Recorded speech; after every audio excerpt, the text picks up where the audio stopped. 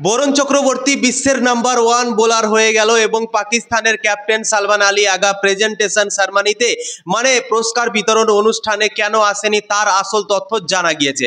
তো এই ভিডিওতে তোমাদেরকে জানাবো, তো ভিডিওকে লাস্ট অবধি দেখো। আর চ্যানেলে নতুন হয়ে থাকলে চ্যানেলটিকে ফলো আর সাবস্ক্রাইব করে দেবে এবং লাইক শেয়ারও করে দেবে। তো চলো ভিডিওটাকে শুরু করি। সবার আগে কথা বলবো পাকিস্তানের ক্যাপ্টেন সালমান আলী আগা প্রেজেন্টেশন সেরেমনিতে ইন্ডিয়া পাকিস্তান ম্যাচের দিন কেন আসেনি।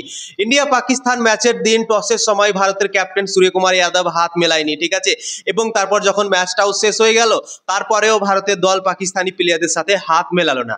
এবং তারপর যখন প্রেজেন্টেশন সেরেমনি হলো তখন পাকিস্তানের ক্যাপ্টেন সেটাকে বয়কট করে দিল এবং প্রেজেন্টেশন সেরেমনিতে কথা বলতেই গেল না। ম্যাচ শেষের পর যে দল হেরে যায় সেই দলকে ডাকা হয় এবং তাকে জিজ্ঞাসাবাদ করা হয় কি ম্যাচটা কেন হেরে গেলে, কোন জায়গায় কমি থেকে গেল, এইগুলো জিজ্ঞাসা করা হয়। কিন্তু সালমান আলী আগা সেটার উত্তর দিতে যায়নি এবং সেটাকে বয়কট করে দিয়েছিল এবং সেটার আসল তথ্য বেরিয়ে এসছে এবং শোনা যাচ্ছে কি সালমান আলী আগা নাকি এই জন্যই যায়নি প্রেজেন্টেশন সেরেমনিতে কথা বলার জন্য, সঞ্জয় মাঞ্জেকার ছিল ভারতের পুরস্কার বিতরণ অনুষ্ঠানে, তাই জন্যই নাকি সে যায়নি। তার আগে তোমরা দেখলে ভারতের প্লেয়াররা হাত মেলালো না পাকিস্তানি প্লেয়ারদের সাথে, সূর্যকুমার যাদব এবং বাকি অন্যান্য প্লেয়াররা হাত মেলালো না এবং পুরস্কার বিতরণ অনুষ্ঠানে ভারতেরই সঞ্জয় মাঞ্জেকার ছিল এবং তাই জন্যই নাকি পাকিস্তানের ক্যাপ্টেন সালমান আলী আগা সেটাকে বয়কট করেছিল এবং তাই জন্যই পুরস্কার বিতরণ অনুষ্ঠানে যায়নি। তারপর ফের একটা জিনিস, শাহিন শাহ আফ্রিদি তার নিজের অ্যাওয়ার্ড ফের নিতে চলে গিয়েছিল, মানে শুধু সালমান আলী আগা যায়নি কিন্তু শাহিন শাহ আফ্রিদি একটা অ্যাওয়ার্ড পেয়েছিল, সেই অ্যাওয়ার্ডটা কিন্তু নিতে চলে গিয়েছিল।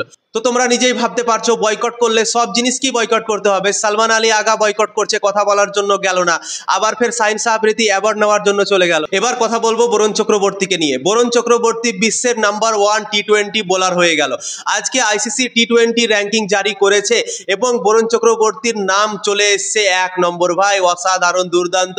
বরুণ চক্রবর্তীকে অনেক অনেক অভিনন্দন আমার তরফ থেকে এবং বরুণ চক্রবর্তীর যারা ফ্যান আছে আশা করছি তোমরাও ভাই জানিয়ে দাও বরুণ চক্রবর্তীকে অনেক অনেক অভিনন্দন। অসাধারণ, যতদিন থেকে ভারতের দলে কামব্যাক করেছে বরুণ চক্রবর্তী দুর্দান্ত অসাধারণ বোলিং করে যাচ্ছে। টি-20তে বরুণ চক্রবর্তী এখন পর্যন্ত 20টা ম্যাচ খেলেছে, 20টা ম্যাচ খেলে 35 উইকেট নিয়ে নিয়েছে এবং 5টা তার হাইয়েস্ট উইকেট আছে এক ইনিংসে 17 রান দিয়ে।